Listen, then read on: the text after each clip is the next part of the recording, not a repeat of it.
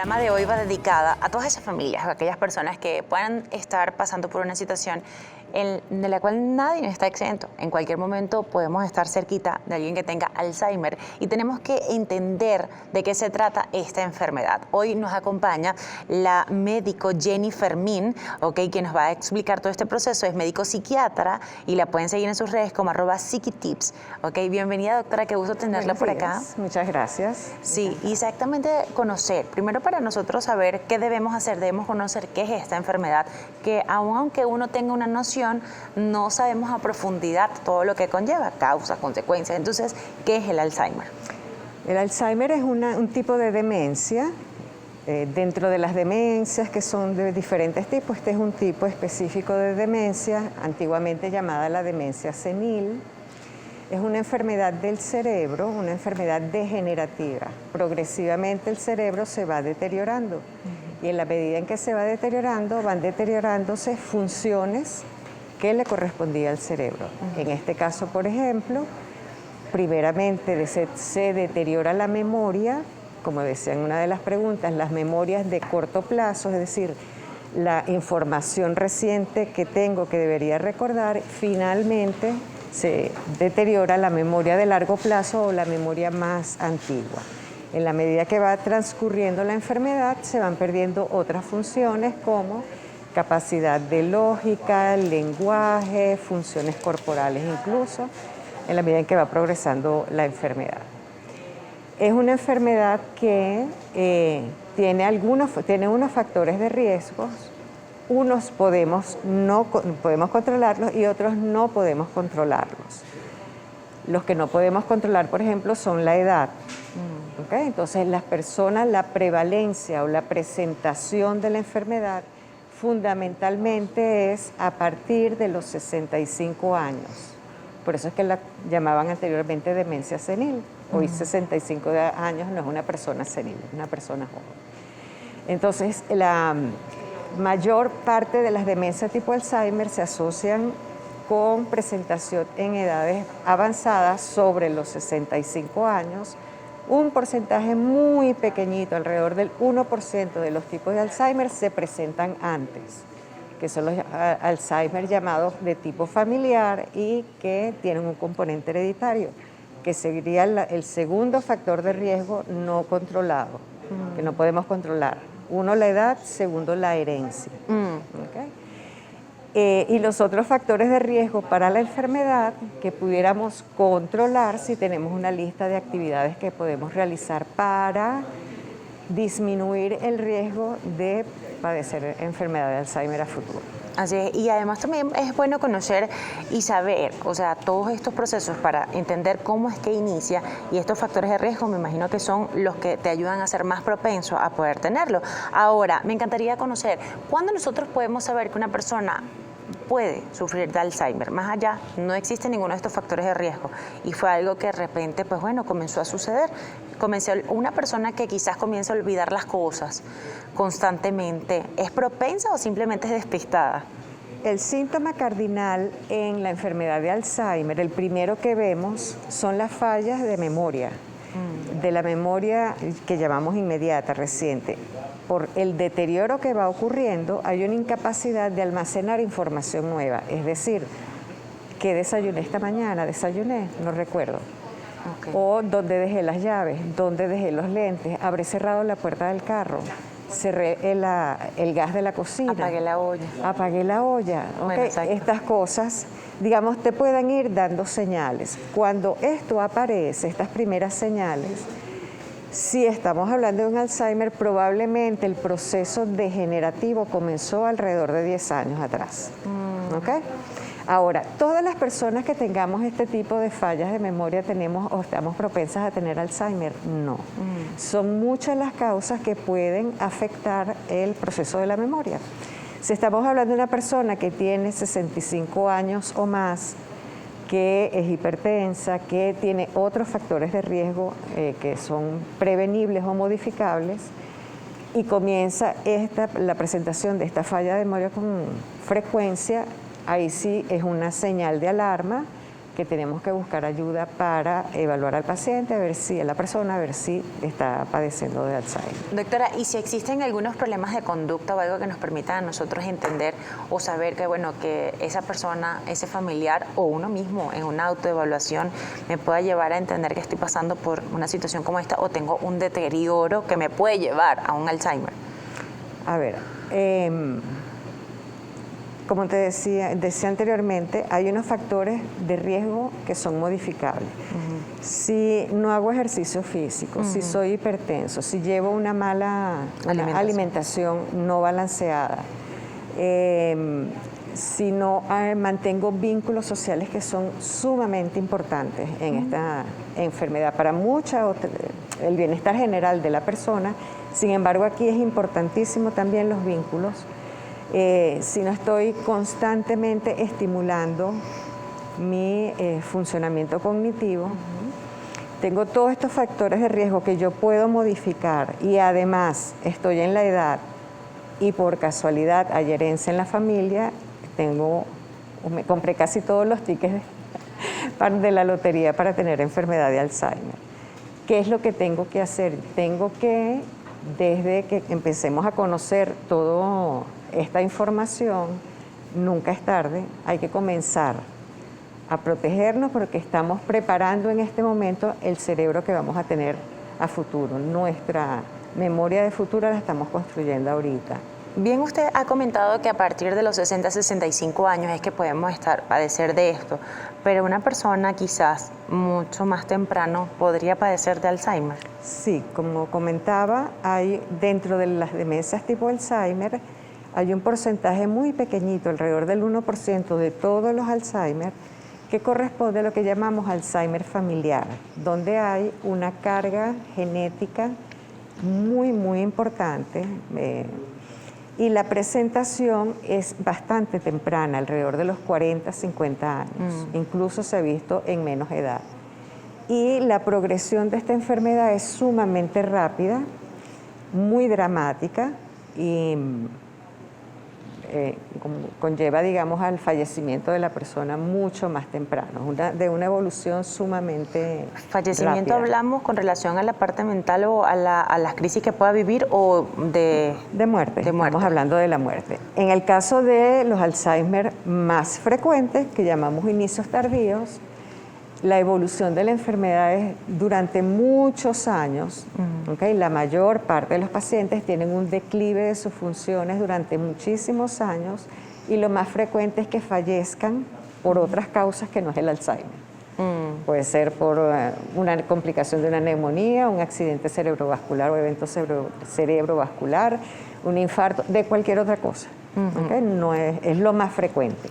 Con todo este proceso que se está viviendo del COVID, doctora, ¿se ha visto en algún momento que todos estos deterioros que puedan existir en los organismos puedan traer el desarrollo más temprano o menos temprano de este tipo de enfermedades, aunque no tengan los factores hereditarios? No teniendo factores hereditarios, no conocemos. Todavía estamos aprendiendo de COVID. ¿Okay? De COVID-19 aprendemos todos los días algo nuevo. Es una enfermedad bastante nueva. Estamos aprendiendo sus manifestaciones y en el transcurso de lo que llevamos casi 2 años en esto desde que apareció en China, ya nos vamos a acercar a los 2 años. En este transcurso hemos visto que el virus tiene una predilección, por decirlo de alguna manera, del sistema nervioso central. Y entonces hemos visto pacientes, sobre todo en lo que llamamos ahora COVID prolongados, una vez que te recuperas de la fase aguda, siguen persistiendo síntomas de la enfermedad post-COVID, entonces lo que llamamos COVID prolongado, donde hay muchas manifestaciones neuropsicológicas. Y entre ellas tenemos fallas de memoria, de atención, de concentración, o sea, pareciera las manifestaciones parecidas como algunos de los síntomas del Alzheimer. No estoy diciendo que es igual, no estoy diciendo que sales de COVID y pudieras tener un Alzheimer, no lo sabemos. Estamos aprendiendo, como digo, todavía del virus. Lo que sí es, algunos pacientes que tienen COVID prolongado, en las manifestaciones neuropsiquiátricas hay alteraciones de la atención, de la memoria, de la concentración, igual que ocurre en el Alzheimer. ¿Qué pasará a futuro? Estamos aprendiendo todavía ¿De qué COVID. manera? Yo creo que esta es la pregunta que muchas de las personas que quizás no han llegado allí o que nos están viendo, incluso la podemos tener. ¿Cómo podemos evitarlo? ¿Cómo podemos prevenirlo o disminuir la probabilidad de padecerlo? Todo, sí, esa es una pregunta muy frecuente, o sea, ¿cómo evito tener Alzheimer? Les comentaba, hay una parte, la edad no puedes controlarla. Claro. En la medida en que más edad tienes, más chance tienes. Alrededor de los 80 años, estamos hablando que el 30% de las personas tiene Alzheimer, entre el 30 y el 50%, o sea, de 100 personas de 80 años o más, la mitad puede tener Alzheimer ya. Entonces, tenemos una situación, hay varias situaciones que arman el entorno y el contexto para el adulto mayor. Uno, estamos ganando años de vida, ¿okay? Entonces estamos hablando ya del envejecimiento de la población, se va a duplicar. Las personas mayores de 60 años se van a duplicar en el mundo entre el 2015 y el 2050. Es impresionante la cantidad de personas mayores o adultos mayores de 60 años. Eso nos pone otra alerta. Bueno, si está asociado con la edad, lo más probable es que vaya a haber mucho más Alzheimer. Visiblemente vamos a diagnosticar más Alzheimer. La esperanza de vida ha aumentado muchísimo. Este es uno de los grandes proyectos que hay por la Organización Mundial de la Salud y además de todo el trabajo que se está haciendo a nivel mundial sobre el envejecimiento cerebral, porque van de la mano. Entonces, hay un factor que no controlo, que es la edad. Por allí, eso no lo puedo controlar. Pero ¿qué factores sí puedo controlar yo? El ejercicio físico, no la actividad física, porque actividad física es la que estamos haciendo ahorita. Ejercicio físico. Y el ejercicio físico tiene que contemplar ejercicio cardiovascular, ejercicios de resistencia, es decir, las de pesas, equilibrio y flexibilidad. O sea, caminar todos los días está muy bien comparado con el sedentarismo, pero necesito hacer ejercicio físico con estas 4 características. Una alimentación balanceada, que si hay en la dieta mediterránea, que si este tipo de alimentos, que si los frutos secos, todos los alimentos son buenos, naturales, cuando los tomo de la naturaleza, que no estén muy procesados, y balanceo la cantidad de macronutrientes y micronutrientes, voy a tener una dieta balanceada.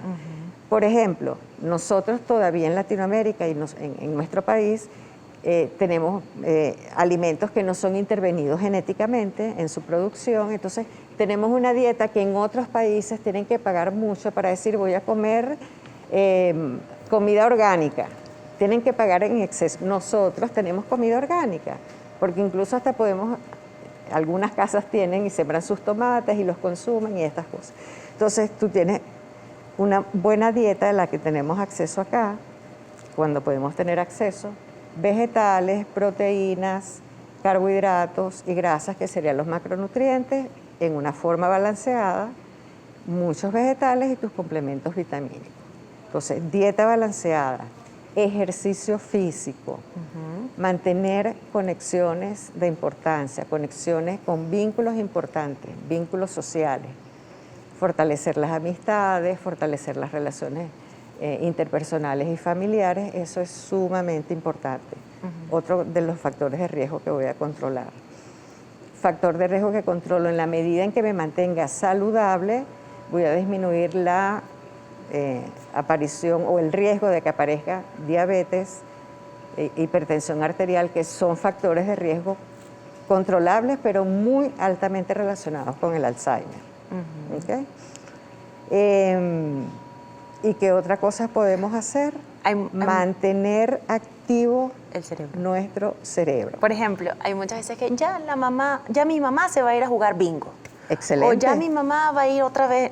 Ese tipo de actividades, ¿qué tal son para personas? Actividad social, te mantienes los vínculos sociales, estás yendo con alguien. Y está pendiente. Estás pendiente, igualito que no solamente, por ejemplo, son muy buenos, pero no solamente, bueno, mi actividad mental o mi estimulación cognitiva, por decirlo de alguna manera, de otra manera, es hacer sudoku, crucigrama, eso está muy bien. Sopas de letras. Activa solamente un área. Yo quiero activar el cerebro completo. Yo quiero activar y hacer conexiones y aumentar el número de Doctora, conexiones. en ese caso la bailoterapia, porque tiene tres También. puntos importantes. Tiene la social, tiene también la parte aerodinámica y la oxigenación, ¿no? Está muy bien. Y está compartiendo socialmente y te estás divirtiendo. También. Esa es la otra. Y la recordar diversión. los pasos y todas esas cosas. Necesito tener espacios de disfrute, Ok. de hacer cosas que me hagan feliz y que me hagan sentir bien. ¿Ok? Esa sería otra de las cosas. Aprender algo nuevo sería como la actividad máxima donde tengo mayor interconexión de mis neuronas y voy desarrollando conexiones nuevas, porque en el Alzheimer, como estábamos hablando, que se va degenerando el cerebro, se van perdiendo las conexiones entre sus células, que son las neuronas son las células del sistema nervioso central, se van perdiendo esas conexiones y se van muriendo las neuronas. Entonces, una manera de yo activar más conexiones y mayor formación de neuronas es aprendiendo algo nuevo. Y aprender no significa que me tengo que meter a la universidad, tengo que hacer un posgrado.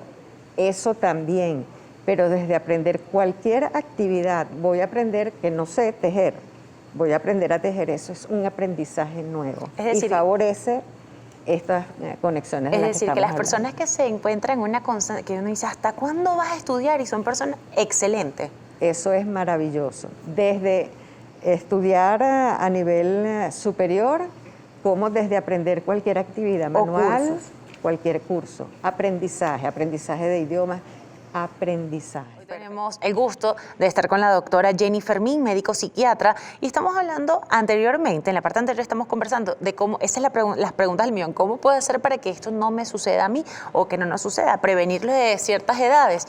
Ahora, doctora, hablábamos quizás los juegos lúdicos o que, como dicen la memoria, el rompecabezas, la sopa de letras, ¿eso también funciona o es un mito? Sí, funciona. Todo aquello que haga estimulación, lo que llamamos nosotros estimulación neurocognitiva.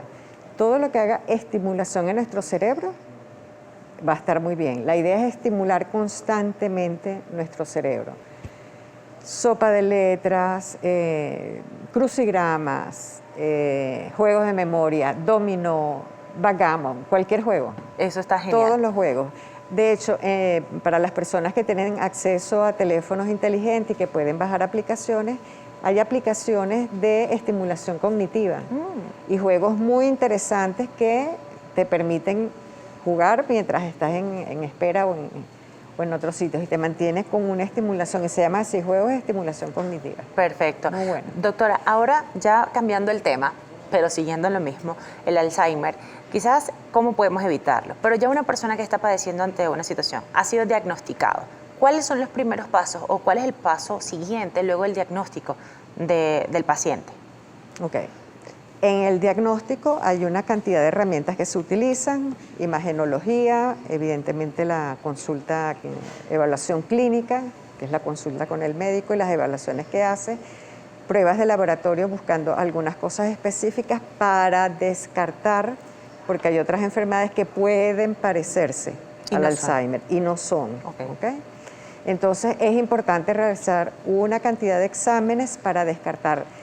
El Alzheimer es una enfermedad por descarte. La única manera yo de decir, diagnosticarse con certeza que alguien tiene Alzheimer es, entre otras cosas, tomar una biopsia del cerebro. Y cuando estamos vivos no la vamos a tomar. ¿Okay? Entonces ya es una autopsia. Entonces, bueno, es por descarte, digamos, no es esto, y toda la clínica que presenta pues, es compatible con Alzheimer. Dentro de eso están las evaluaciones neuropsicológicas, que son fundamentales para el diagnóstico. Menciono esto porque cuando se hace la evaluación neuropsicológica se ven cuáles son las áreas que están en déficit, cuáles son las primeras que se están afectando en esa persona en particular. Y entonces, después del diagnóstico, una de las primeras cosas que tenemos que hacer es estimulación neurocognitiva o rehabilitación neurocognitiva de estas áreas fundamentalmente que nos señalaron en la evaluación neuropsicológica. ¿Okay? Por eso lo traje a colación. Una vez que tenemos el diagnóstico, el primer paso es atender paciente y familia. Esta es una enfermedad, como casi todas las enfermedades, que tienen impacto en el entorno inmediato, que habitualmente es la familia. En este caso es un impacto muy duro, porque la progresión de la enfermedad va discapacitando al paciente en la medida que transcurre el tiempo. Y la discapacidad llega, digamos, a su estadio más severo, el estadio más avanzado. El paciente está encamado, sin poder realizar casi ninguna función. Es una persona totalmente dependiente de otra. Entonces, bueno, en ese transcurso pueden pasar 10, 15 años fácilmente, o 20 años. ¿Okay? Entonces va a ser progresivo la discapacidad y va a ser progresiva la dependencia. Entonces tenemos que preparar a la familia. Hay que decirle a la familia, esto es lo que está ocurriendo. Si hacemos diagnóstico muy temprano, apenas empezando, podemos poner medicación. Hay medicamentos que retrasan el declive o retrasan la evolución de la enfermedad. No hay tratamiento que cure. Lo que puede es instaurar un tratamiento que enlentezca la progresión de la enfermedad, y si lo hacemos temprano, el paciente va a tener todavía una cantidad de años donde puede seguir realizando actividades, ¿okay? O ser productivo y estar integrado. Hay que preparar a la familia y al paciente, decirles en qué estadio estamos, cómo vamos a hacer, qué rehabilitación neurocognitiva y otras actividades que... Luego, en la medida en que va progresando, vamos a ir necesitando cuidadores. Un solo cuidador no es recomendable. Los cuidadores se agotan. ¿Okay? Yo les pongo este ejemplo a la gente. Nunca hemos estado 24/7 con alguien solamente cuando estamos embarazadas, durante 9 meses. De resto no estamos 24/7 con una persona. El niñito va al colegio, nosotros vamos al trabajo, la pareja va para el trabajo, o sea, no estamos nunca 24/7 o casi nunca. Y con el paciente, en la medida en que va requiriendo más cuidado y se va haciendo más dependiente, va a necesitar el cuidador. Y un solo cuidador se agota, se quema. Entonces necesitamos ir preparando a la familia, uno, que no recarguen a una sola persona de la familia cuando son los cuidadores informales o cuidadores familiares. Cuando hay que ir alternando y explicándoles para que todos colaboren desde sus posibilidades y en distintas formas organizar la familia. Mira, este es el evento que tenemos, vamos a reunirnos, tú con qué aportas, tú qué puedes aportar, cada quien puede aportar de alguna manera, desde la compañía, de la parte económica, del acompañamiento y esto. En la medida en que va progresando, si hay todavía personal en casa sin agotarse, vamos a requerir entonces de cuidadores profesionales preparados externos. Igualito, no podemos con uno, al menos necesitamos 2 para que se vayan alternando. Y así en la medida en que va haciendo la progresión de la enfermedad. ¿Hay algún tipo de ejercicios, como bien decía, hay algunas que son de actividades cognitivas? Bien nos comentaba algunos juegos lúdicos y eso, pero ¿qué otro tipo de tratamientos se hacen como ejercicios para que las personas puedan mantenerse más acá que quizás en otro lugar pensando y se le olvidan las cosas? Otras cosas que podemos hacer desde casa. Esta rehabilitación neurocognitiva se realiza con los neuropsicólogos encargados de esa área. ¿Okay? Pero en casa podemos hacer cosas. Recordemos, aquí tenemos un problema de incluir información nueva, almacenarla. Hay una información nueva, yo desayuné, estoy hablando contigo, esta es la información nueva. Pero por el deterioro hay una incapacidad de que yo almacene eso para posteriormente recordarlo. Digamos, así es como funciona el Alzheimer, entre otras de las deficiencias que tiene. Entonces, y la memoria antigua, la de cuando yo era pequeña, adolescente, mis primeros años de adultez, esa está intacta. Entonces, ¿qué podemos hacer en casa? Revisar los álbumes de fotografía, poner música de la época. Todo eso de alguna manera te conecta al paciente y lo mantiene participativo, porque si empezamos a hablar, pero ¿no te acuerdas que desayunaste ya? O tengo hambre, pero si ya desayunaste, ¿no te acuerdas? Ahí es donde interviene también la ayuda con la familia para prepararla cómo manejar la situación. Y además la paciencia. La porque paciencia yo creo que es clave. Paciencia y mucho amor es clave en esto. Nos cuesta a veces, los familiares comentan, es que nos cuesta mucho ver cómo alguien tan grande, adulto, mayor, se comporte de esta manera, que no se acuerde, que repita tanto las cosas. Bueno, es una enfermedad. Es que parece un niñito que repite y repite y yo quiero y yo quiero. Es una enfermedad. Hay que tener mucho amor y mucha paciencia. Y es normal que nos sintamos mal. Las personas que me estén escuchando que sean cuidadores de algún familiar con Alzheimer.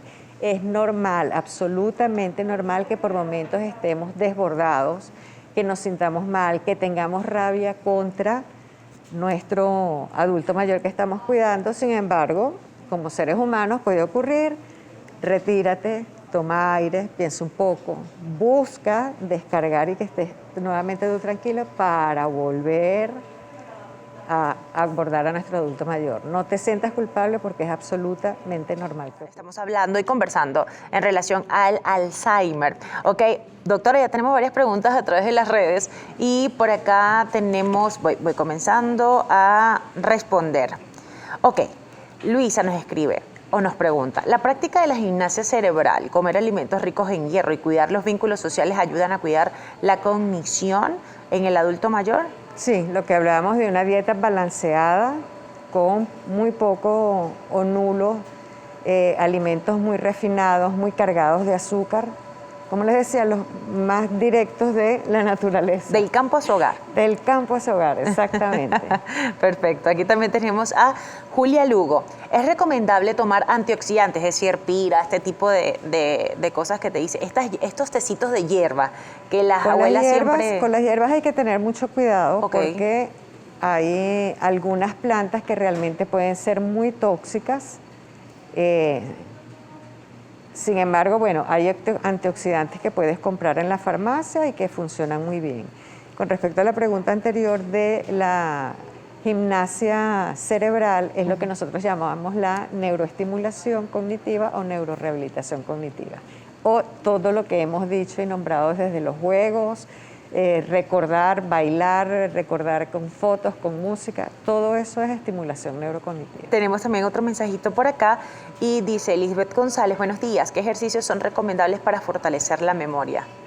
Todos los ejercicios físicos además funcionan.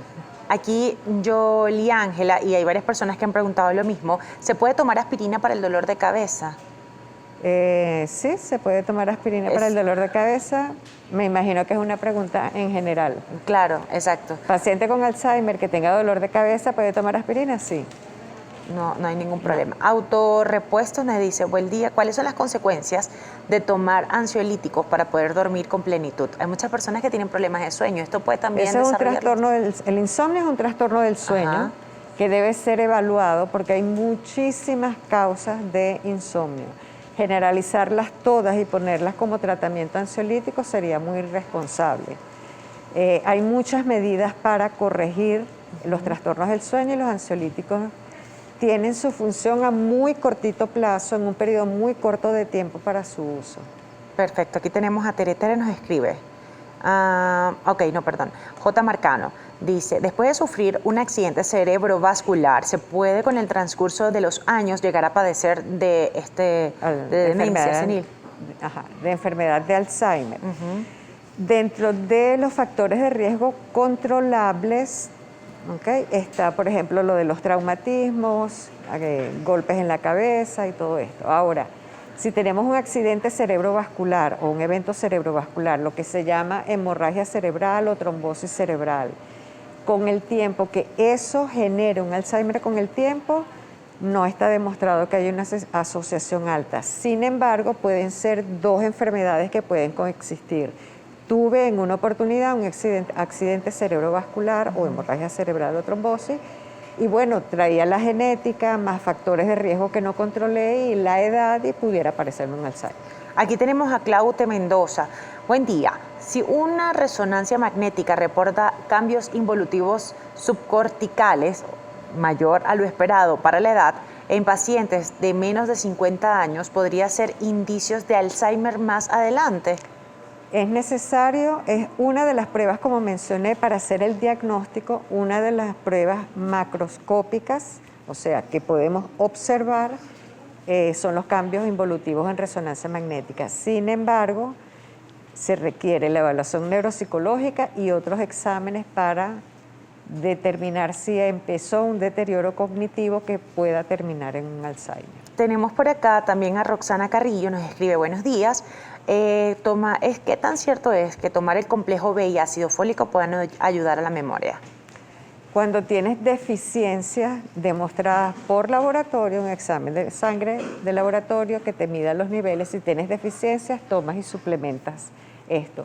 Que eso vaya a prevenir que tengas, entonces vamos todos a tomar complejo B, ácido fólico, que eso vaya a prevenir que tengas puedas sufrir de Alzheimer, no necesariamente. Hay que cubrir las deficiencias, si son muy altas, con suplementos tomados vía oral, y si no es tan fuerte, podemos suplir la deficiencia con la alimentación, sería suficiente. Perfecto. Por eso siempre una buena alimentación es uno de los factores de riesgo que podemos controlar para el Alzheimer.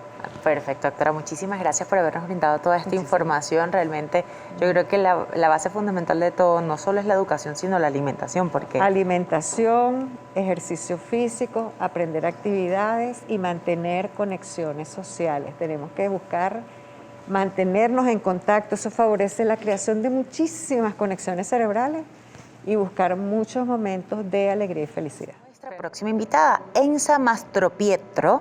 Ella es especialista en psicología clínica y además también directora del servicio del Instituto Tobías. Bienvenida, qué gusto tenerla por acá. Un gusto también para mí y para todos los que trabajamos en el área. Y además también estamos muy contentos porque es necesario informar a nuestro público, informarnos nosotros en relación a este tema que no sabemos en qué momento pueda estar alguien cerquita y es más común de lo que nosotros nos imaginamos, ¿no? Bueno, tan común que es considerado problema de salud.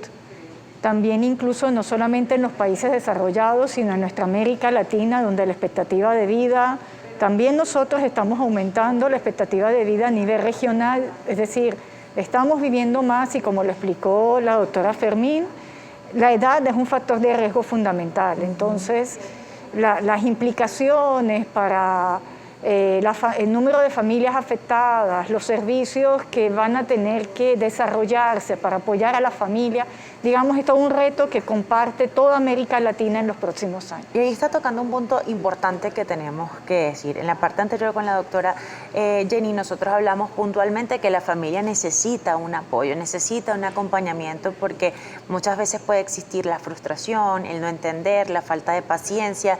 Soy el único familiar que quedó en Venezuela, me tocó, no lo elegí. Entonces, en este tipo de casos, ¿cómo puede ser el impacto del Alzheimer ante una situación como esta y sobre todo a la familia? Bueno, fíjense, como bien decía la doctora Fermín, todas las enfermedades crónicas producen un impacto en la familia, pero el Alzheimer, por diferentes factores, es considerado a nivel mundial de la Organización Mundial de la Salud como la enfermedad que implica mayor carga, la enfermedad que implica mayor discapacidad.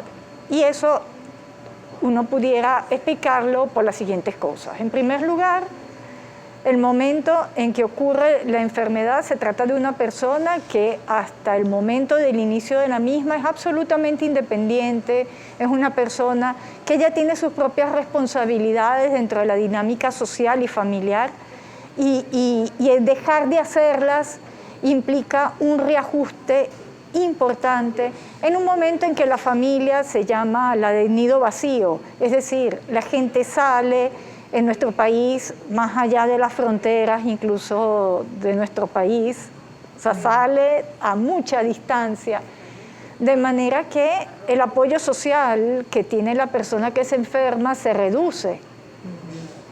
Y esta enfermedad va, además de causar mucho dolor porque los familiares no reconocen por qué la persona está actuando como está actuando, y también va la persona abandonando tareas que ella sostenía, que hacía.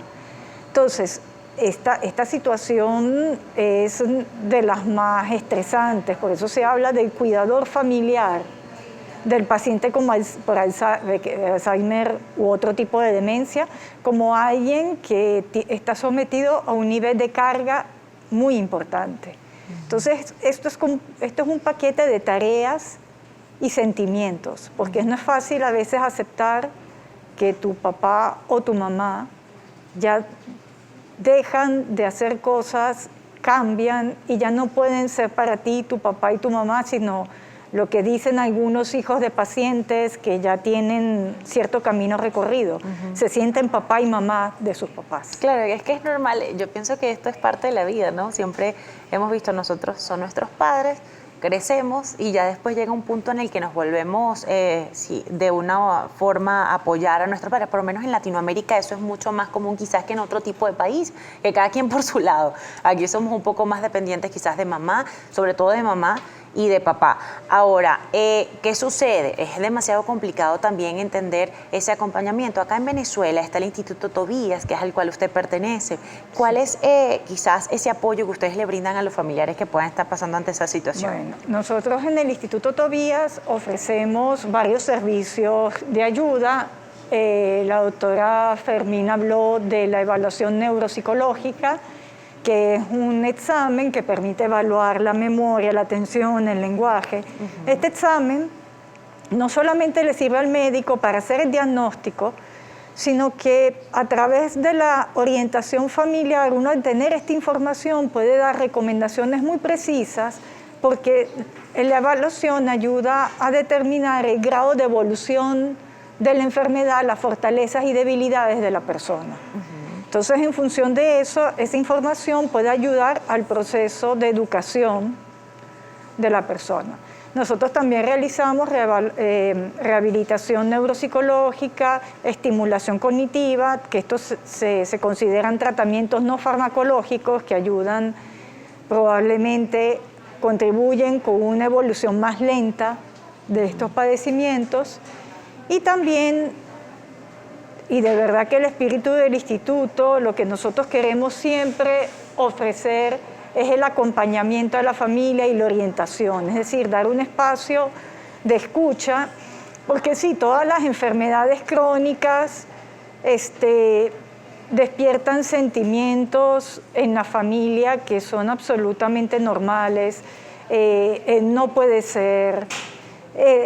Porque a mí. Porque a mí, exacto, ¿no? Esa fase de negación, no siempre el médico logra, cuando hace el diagnóstico, saltar ese muro de negación. Entonces, nosotros sabemos en el instituto que a través de estas citas de orientación examinamos las dificultades que se tienen para, en primer lugar, lograr un proceso de aceptación. Claro, tu aceptación no se puede quedar en bueno, mi papá o mi mamá o mi esposo tiene una enfermedad progresiva, va a empeorar en el tiempo, o como dicen algunos hijos, yo no la quiero ver porque sé que ella se va a poner peor y no me va a reconocer.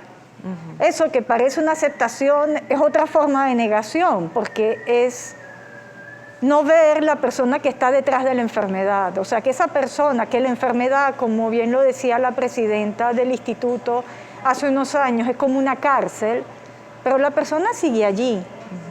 Digamos, el paciente con deterioro neurocognitivo mayor, como se habla ahora, o Alzheimer, es alguien que puede reír, que se molesta, que disfruta, que necesita compañía, que necesita contención. Entonces, tú, digamos, detrás de la aceptación también hay mucho que hacer, y nosotros en Tobías queremos ocuparnos de eso. Después del diagnóstico, ¿qué es lo mucho por hacer? Perfecto. Que implica tanto, como decía la doctora Fermín, cuidadores, es decir, porque tenemos, vamos a ver, yo escuchando la entrevista anterior decía, hay como 3 áreas que médicos y los que trabajamos, psicólogos, el área de salud, monitores geriátricos, deberíamos ocuparnos. En primer lugar, cómo lograr un entorno estimulante que no solamente apuntarle a las funciones cognitivas a través de la gimnasia cerebral, la estimulación cognitiva, sino mantener las actividades de la vida diaria, porque en la medida en que la persona sea como más independiente en el hogar, disminuye la carga de cuidado. Claro. Eso es un primer elemento. ¿Cómo ayudar a las familias a enfrentar los sentimientos que impiden percibir las necesidades afectivas y de acompañamiento de la persona? Y como tercera línea de acción, desarrollar buenas prácticas de cuidado, porque sí, llega un momento en que la carga de cuidado es tal que a veces las familias tienen que tomar decisiones o contratan a alguien o tienen que ingresar a alguien en una casa hogar. Nosotros acompañamos a las familias ya sea para organizarse, para hacer un cuidado que no implique la institucionalización, pero también acompañamos a quienes dolorosamente tienen que tomar esa decisión. Perfecto. Aquí cuando ya se va a hacer el diagnóstico al paciente, tiene Alzheimer o demencia senil, ¿qué puede hacer aquí? ¿La persona se le debería decir al paciente lo que está padeciendo o no se le debería decir al paciente?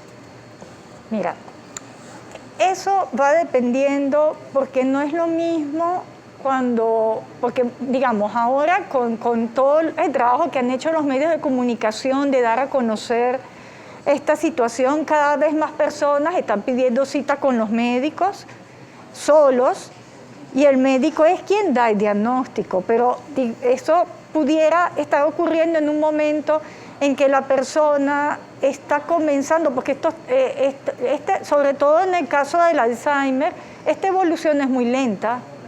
O sea, los déficits van tomando el funcionamiento cognitivo de manera progresiva y lenta. Entonces, al comienzo puede haber una persona que se dé cuenta y que ese darse cuenta la motiva a ir al médico y ese es el momento de un diagnóstico precoz, ¿sí?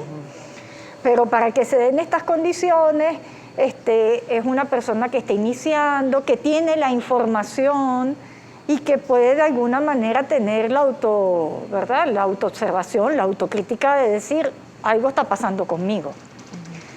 Pero luego, cuando la enfermedad avanza, tarde o temprano, incluso el que se dio cuenta al comienzo ya no puede dar cuenta de lo que le pasa. Un síntoma cardinal de la demencia senil, del Alzheimer, es la no conciencia de enfermedad, que eso tiene un término médico que se llama nosognosia, es decir, no conciencia de enfermedad. Mi memoria está tan afectada que yo no me puedo recordar cuántas veces se me olvida algo.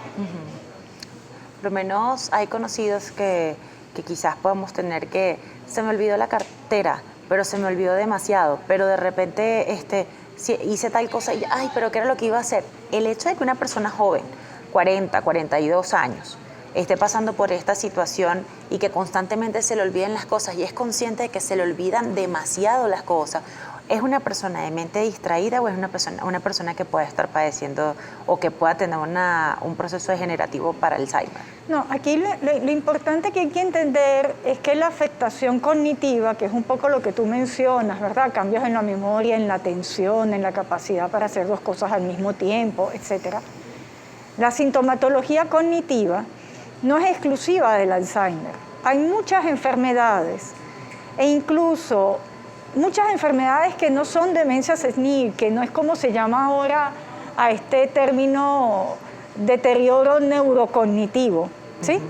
Hay otras enfermedades que producen déficit cognitivo y yo sí diría que si de verdad eso se convierte en una preocupación para ti, a lo mejor ir al médico y examinar la situación puede quitarte la preocupación, porque a veces la ansiedad hace que uno tenga más despistes y más lapsus. Sí, eso claro. Desde Freud se sabe, sí, ¿verdad? Exacto. Con el lapsus.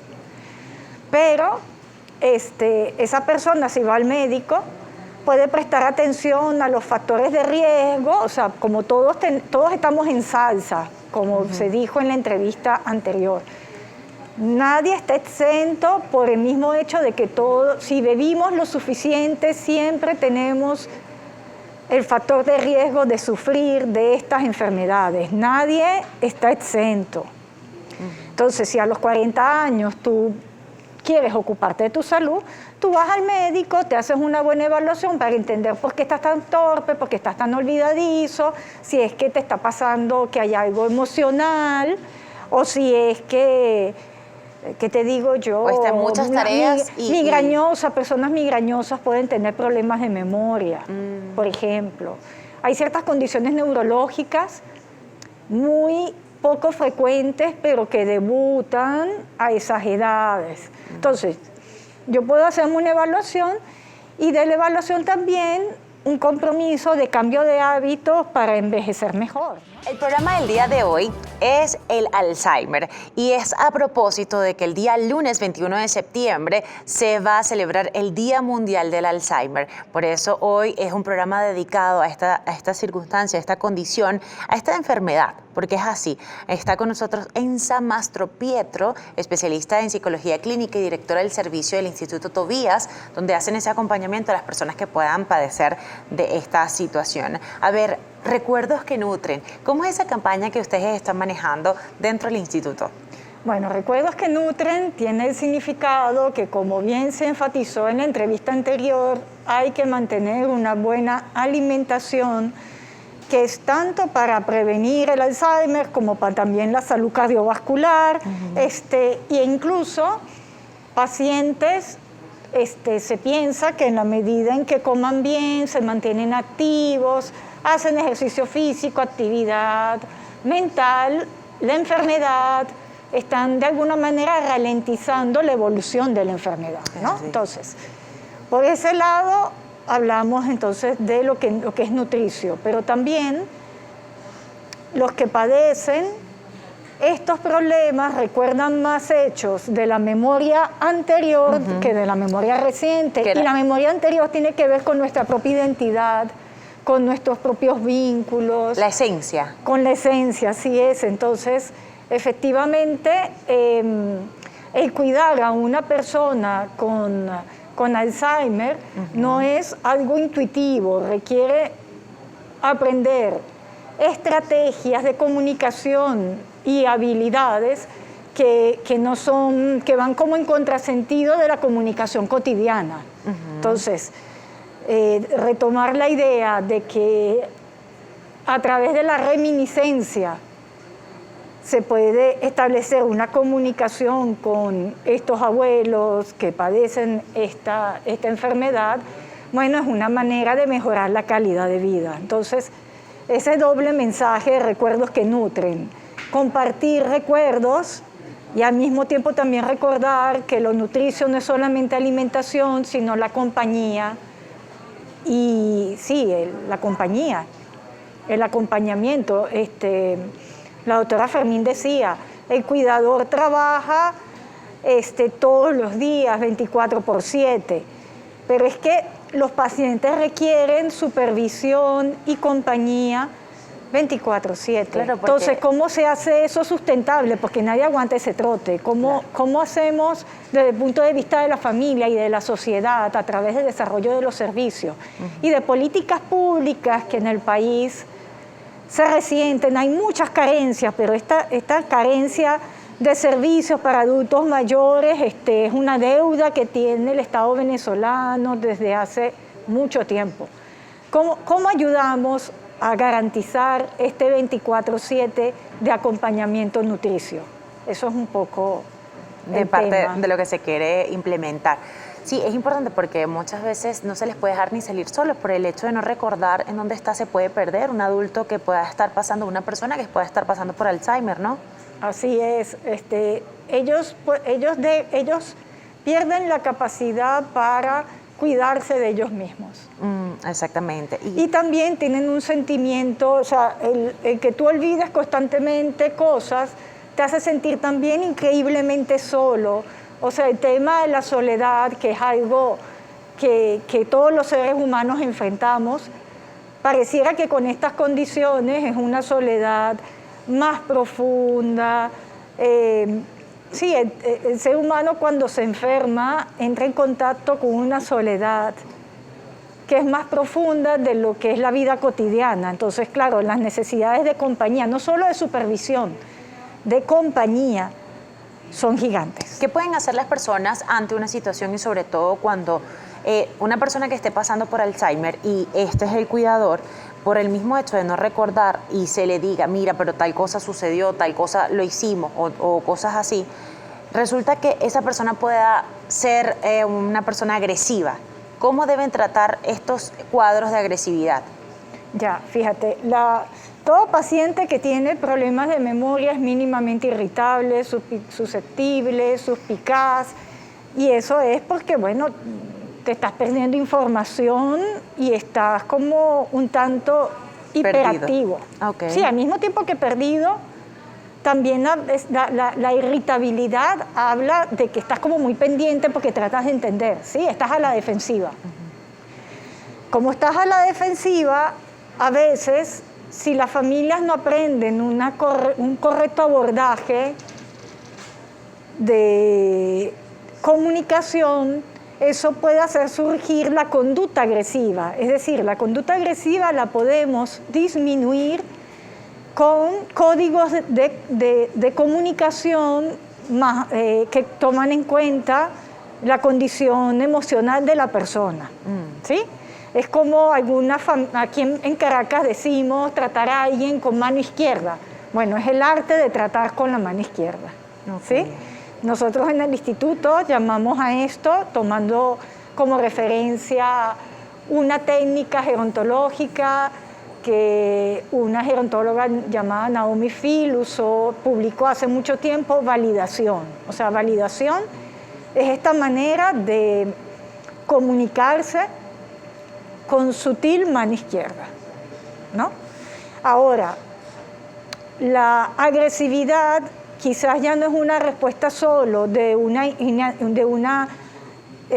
desencuentro en la comunicación, sino que también puede ser producto de los cambios cerebrales. Entonces, si la agresividad puede tener una intensidad tal que las familias tienen que llamar a doctores, psiquiatras, como la invitada, porque a través de medicamentos se puede ayudar a que esta agresión pase a ser simplemente irritación. Minimizar sobre todo esas conductas.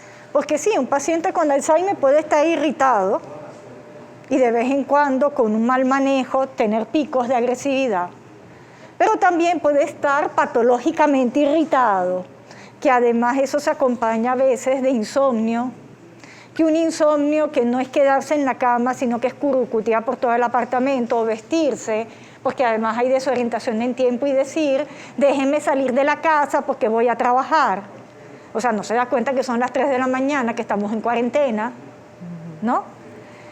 Cuando estos temas se hacen de difícil manejo, es muy importante el acompañamiento con el médico psiquiatra. Y nosotros sentimos dentro del instituto que nosotros tenemos, como instituto también, que acompañar, porque la relación entre estos pacientes y la medicación a veces no es como las familias esperan. Y que hay que esperar, o sea, hay que educar y tenemos que acompañar al médico psiquiatra porque al mismo tiempo también estos temas son, ¿sabes?, muy especializados, no tienen que ver con el sentido común. Es una lógica que es más común a las enfermedades mentales, ¿sí? Entonces, bueno, muchas familias a lo mejor escribirán ahora en el Instagram, sí, mi mamá recibió la medicación, tal medicación psiquiátrica y estuvo durmiendo 2 días y yo se la quité. Bueno, eso implica un mal uso, o sea, un mal entendimiento de cómo se utiliza la medicación en caso de pacientes francamente agresivos. Perfecto, entonces siempre hay que ir acompañado de la mano de los especialistas, ¿no? Y de estas evaluaciones. Entonces me encantaría nuevamente que a propósito de, como dijimos al principio de este bloque, 21 de septiembre, el día lunes, Día Mundial del Alzheimer, existe un proceso que el Instituto Tobías está realizando que es para poder acompañar estos recuerdos. Entonces, por favor, las coordenadas, puntos de contacto para que las personas estén muy atentas a todo esto y sobre todo que, bueno, que puedan formar parte también y no se sientan solas ante una situación. Bueno, nosotros efectivamente la semana que viene tenemos diferentes actividades. El día lunes tenemos un Instagram Live sobre una introducción a un curso que vamos a dar en octubre que se llama Todo sobre Alzheimer. Entonces el lunes es el abreboca con una charla en Instagram donde se tocan estos temas. Luego el martes hay una actividad de Zoom con la doctora Michelle López acerca de la dieta alcalina y su relación con el deterioro cognitivo. Es una actividad de libre acceso.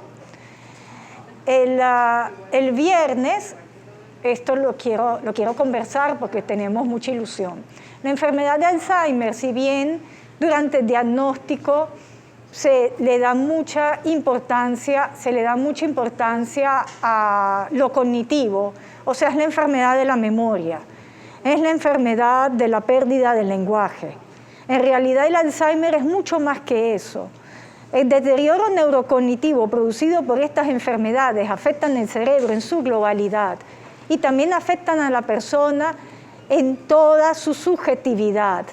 De manera que ya hablamos de la irritación, de la suspicacia. Entonces los tratamientos no pueden estar centrados solo en lo cognitivo. Nosotros el viernes en el Instituto Tobías tenemos una terapia que se llama danza-movimiento-terapia. Danza-movimiento-terapia combina reminiscencia, el poder de la música, que se ha comprobado que es efectiva para el estado de ánimo, ya no solamente del Alzheimer, sino para todos los seres humanos. Y danza-movimiento implica ayudar a la persona a través del contacto con los movimientos del cuerpo. La enfermedad también afecta la coordinación motora. Entonces es un espacio donde la persona puede contactar con su cuerpo y contactar con sus emociones en un entorno de seguridad y de intimidad, ¿sí? Entonces, esa es la danza-movimiento-terapia que ofrecemos en el instituto. Sin embargo, el viernes de la próxima semana va a haber una sesión Zoom donde haremos un trabajo de grupo donde van a estar cuidadores y personas y vamos a hacer algunos ejercicios de danza-movimiento-terapia. Perfecto. Muchísimas gracias a Enza Mastropietro, especialista en psicología clínica y directora del servicio del Instituto Tobías. Gracias.